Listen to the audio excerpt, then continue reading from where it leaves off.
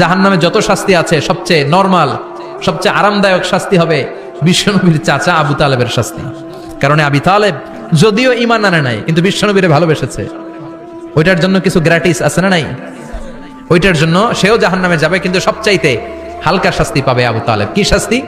তার পায়ের নিচে পড়িয়ে দেওয়া হবে ইউদাউ ফি আখমাসি কদামাইহি জামরাতান ইয়ানি নালান, দুইটা জাহান্নামের জুতা তারে পড়িয়ে দেওয়া হবে, ইয়াগলি বিহি দিমাগু, ওই দুইটা জাহান্নামের জুতা আর আগুনের উত্তাপে আবু তালেবের মাথার মগজগুলো গলে গলে নাকের ছিদ্র আর কানের ছিদ্র দিয়ে বেয়ে বেয়ে পড়তে থাকবে। খুলুদ ফিন্নার, আজীবন, আজীবন তার এটাই শাস্তি। এটা হচ্ছে সবচেয়ে ঠান্ডা শাস্তি, সবচেয়ে আরামদায়ক শাস্তি জাহান্নামের। নাউজুবিল্লাহ পড়বেন না। এরপর আল্লাহ বললেন ইসাব্বু মিন ফাওকি রুউসিহিমুল হামিম, জাহান্নামের ভেতর বিভিন্ন ধরনের শাস্তি শুরু হয়ে যাবে। কারো মাথার উপরে টকবকে গরম পানি ছাড়া হবে, কাউকে লোহার হাতুড়ি দিয়ে কানের নিচে পিটিয়ে পিটিয়ে গোশত আর হাড্ডিগুলো থেতলে দেয়া হবে, কাউকে আগুনের মধ্যে ঝলসে ঝলসে দেহটারে সারখার করে দেয়া হবে।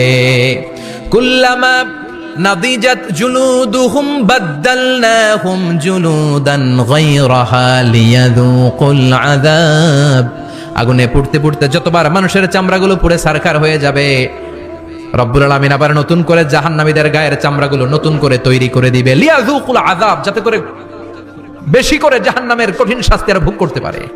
চামড়া পুড়ে সারখার, আবার নতুন মোটা চামড়া দেয়া হবে, আবার জ্বলে পুড়ে ঝলসে যাবে, আবার নতুন চামড়া দেয়া হবে, ভোগ করতে থাক। দুনিয়াতে ইসলামের বিরুদ্ধে অনেক ষড়যন্ত্র করেছিস, দুনিয়াতে ইসলামকে অনেক বাস দিয়েছিস, আজীবন কোরআনের বিরোধিতা করেছিস, আলেম ওলামাদের সাথে গাদ্দারি করেছিস, এখন জাহান্নামের আগুনে জ্বলতে থাক, নতুন নতুন চামড়া দেয়া হবে,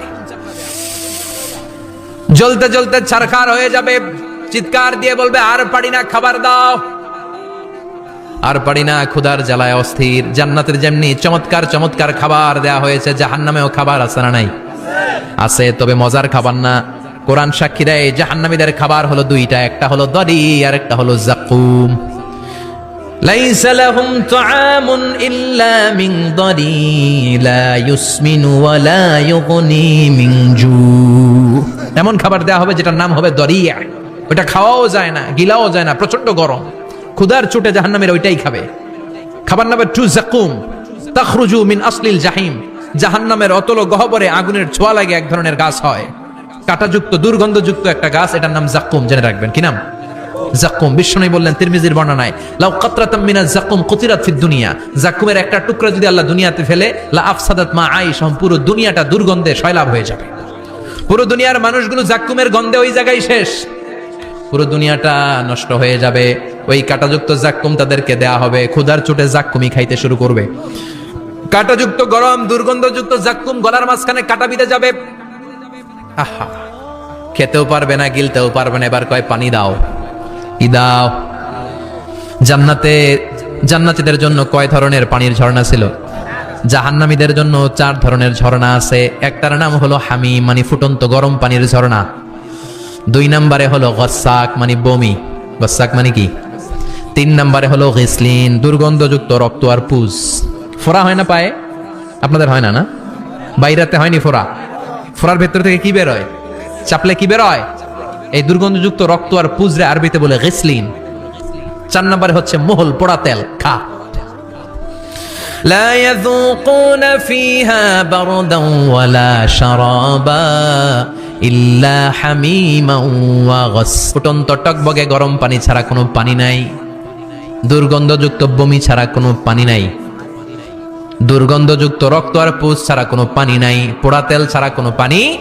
ওয়া ইয়াস্তাগীসু ইউগাসু বিল মাই কাল মুহলি ইয়াশবিল ওয়ুজুহ বিইসাশ শারাবু ওয়া সাআত মুরতাফাকা, যাকুম ফল গলায় আটকে যাবে, গলা চেপে ধরে বলবে পানি দাও।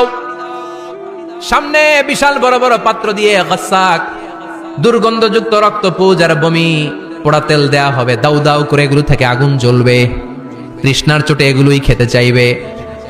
এগুলোর পেয়ালা যখন মুখের সামনে আসবে, এগুলোর উত্তাপে গালের গোশত, চোখের গোশত, কপালের গোশতগুলো ঝলসে ঝলসে পানির মধ্যে পড়ে যাবে। তৃষ্ণার চোটে না পেরে ওইটাই গিলবে, যেখান দিয়ে বেরোবে কেটে ছিঁড়ে শেষ হয়ে যাবে। দিস ইজ জাহান্নাম।